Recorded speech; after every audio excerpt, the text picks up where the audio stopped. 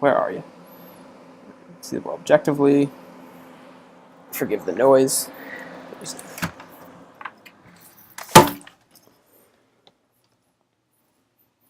Let's see here. Here we go, down here. It's in the second paragraph.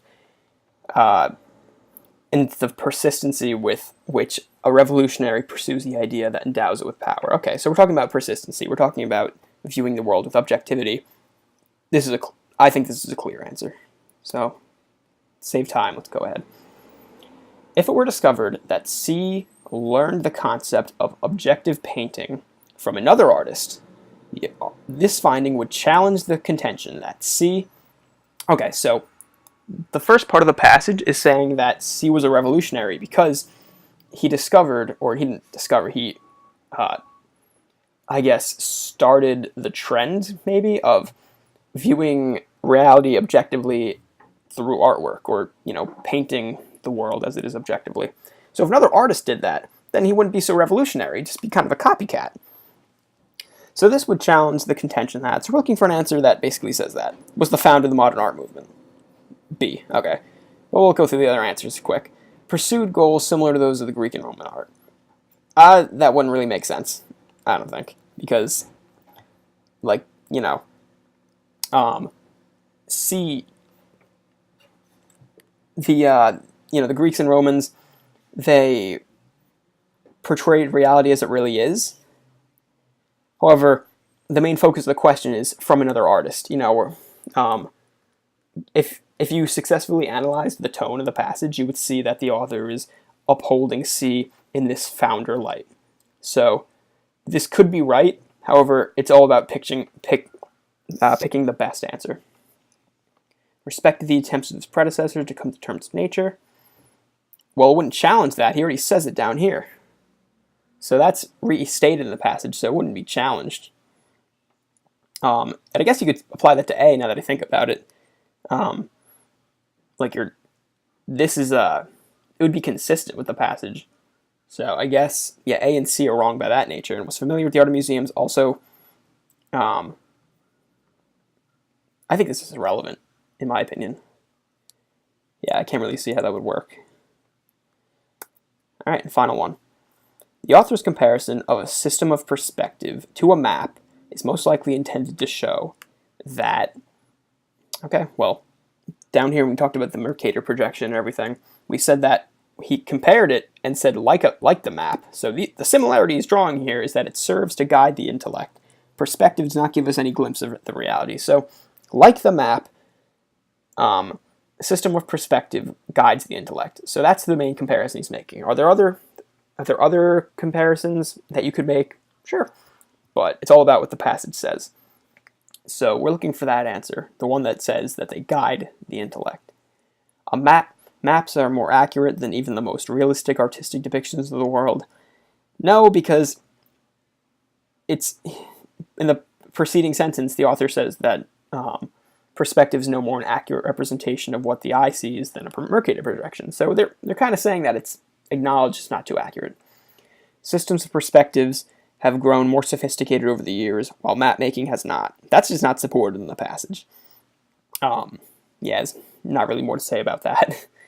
Both afforded a clearer view of the reality beneath everyday objects. Well, again, it's not that accurate, right? Yeah.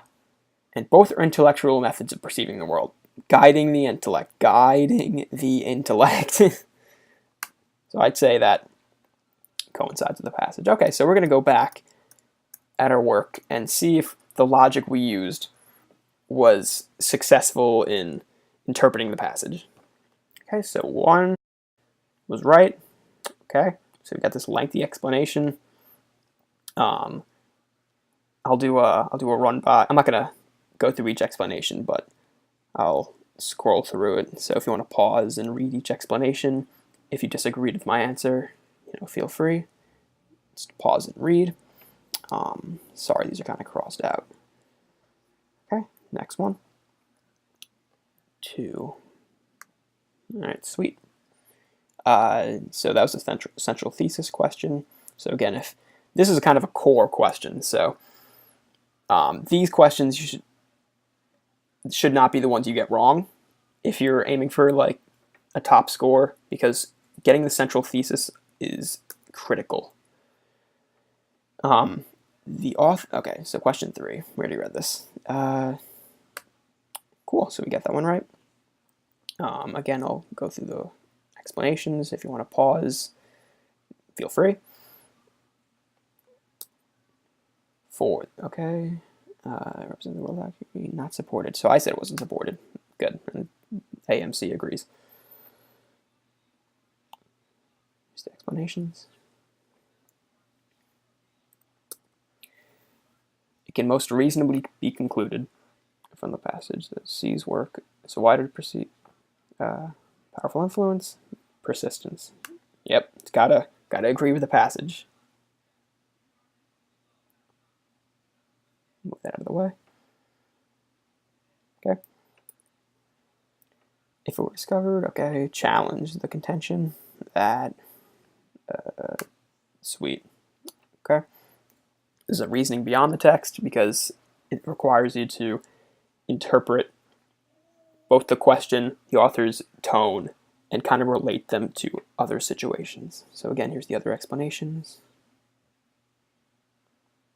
And this is the last one. Yep. The author comparison. Okay, so this I think is just a comprehension question because it's explicitly stated. And good. That's okay. Reasoning within the text. Comparison. Let's see. Okay. And there it is, guys. Thank you for watching. Hope that my logic was somewhat helpful in any way.